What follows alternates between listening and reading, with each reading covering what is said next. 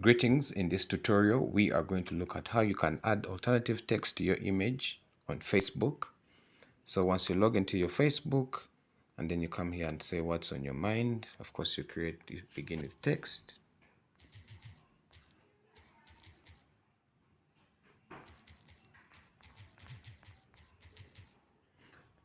Okay, after adding your text, then you'll want to add your image where you can add that alternative text. So you come here, click on image, and then now you select the image that you want to add. For example, select this, then click on next.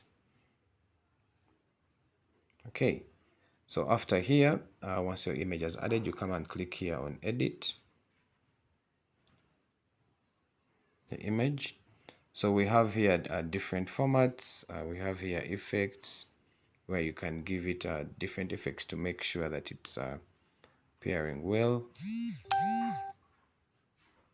Okay, so if you have your effects here, right there, you can make it, you can give it different things there. Then we have here these 3 dotted lines and the image as well. So here we have here edit alternative text, and alternative text is you put the description of the image in this area.